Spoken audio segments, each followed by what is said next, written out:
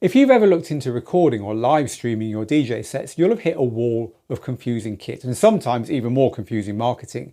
There are specialised boxes with their own apps. There are handheld recorders that are aimed really at filmmakers. There are music production interfaces or podcast interfaces with XLR inputs and mic preamps and mixer sections.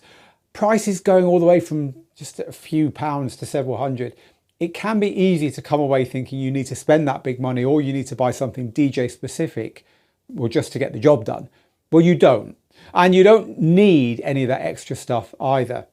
A DJ recording a stereo mix just needs two inputs, left and right. That's it.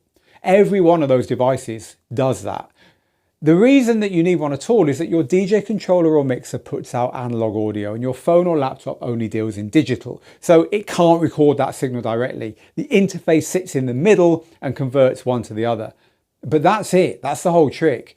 The app, the SD card slot, the metal casing, the brand name, all of that extra stuff is great, but it's built on top of that one essential conversion. And that's if you need one at all, because if you're a laptop DJ and you're live streaming or recording on the same laptop your DJ software runs on, then you can do it without an interface whatsoever. In the description, I point you to where we cover that. But if you're not, stick with me. The thing is this, that conversion costs very little to do well. You'll find perfectly good converters in the cheapest to the most expensive gear. Even DJ specific equipment like the Evermix or the Howler. Underneath, it's all in the same category. The dearer gear isn't buying you a better recording. It's buying you all the stuff around that conversion. The portability, the battery, the screen, the app, the pass-through socket, the one-button record, the build quality. That can all be worth paying for, but none of it's necessary. Again, a cheap interface plus a free app can capture an identical recording. Your phone can't tell the difference, and dare I say it, neither can your listeners. So all that borne in mind, here are 4 ways to do this, from the cheapest to the most expensive. So option 1 is a generic audio interface and free software. If you just want to record your sets, you can do this for about the price of a round of drinks. The Behringer UCA202 is around £30, dollars or euros. It plugs straight into any computer USB socket with no drivers, and it should work with most phones as well, though do check especially on Android. You run your DJ gear's spare output into it, and then on your laptop or phone you record using Audacity or OBS or one of the apps that you can get for iOS or Android for free that support USB audio. Do test first, of course. There you go, you're done. Now, moving up a little bit, option 2 is a DJ-friendly audio interface with a dedicated app. The one I'm thinking of here is the Evermix Box 5 at about £150, $200. It's got built-in level limiting that does make it hard to distort, and a couple of other features as well. But it doesn't record anything by itself. It feeds your phone or laptop and the recording happens there. No phone, no recording. You don't actually need their box to use their phone app, which is interesting. Their phone app will work with any interface, and basic recording on their app is free.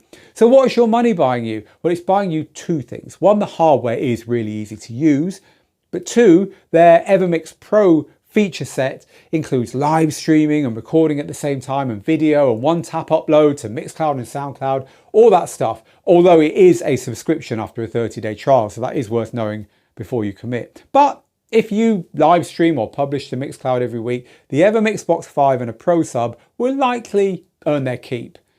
If you just want to record and keep the file, their free app or Audacity or any old generic interface will do that for much less.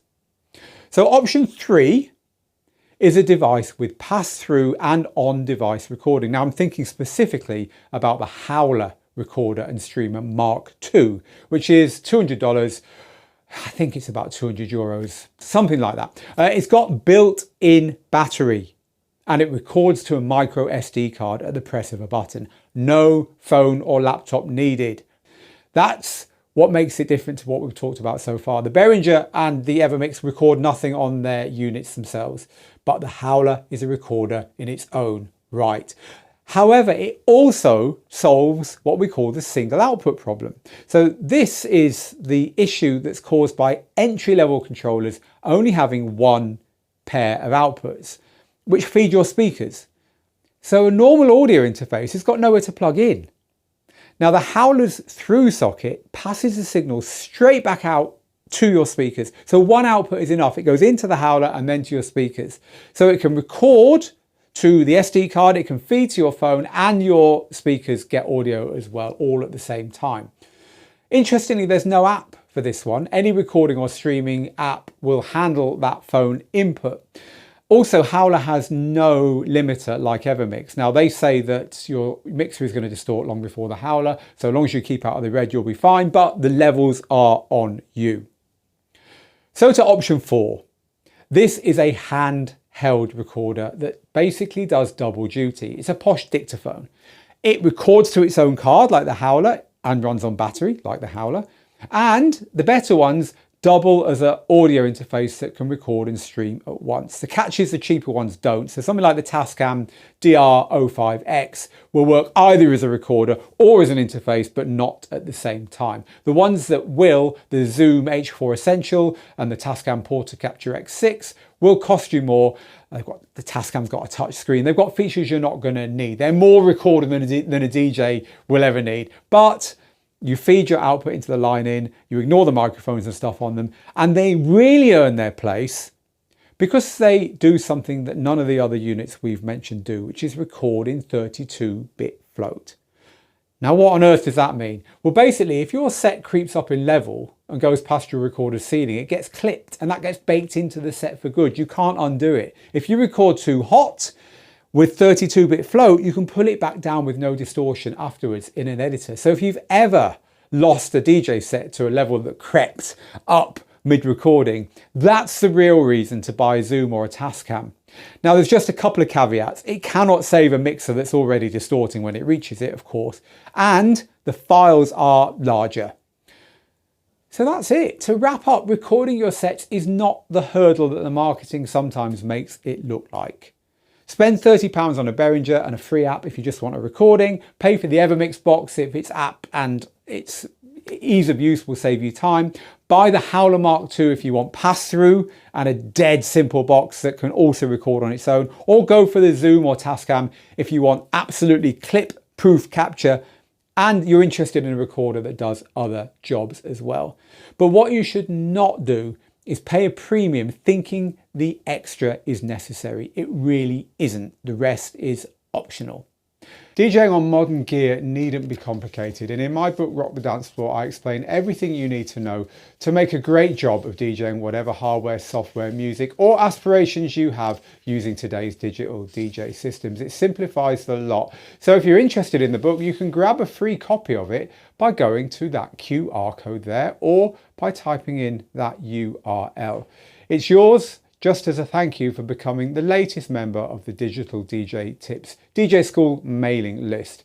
It's also available on Amazon and in all good bookstores if you'd like to buy a copy. But if not, come and grab one for free.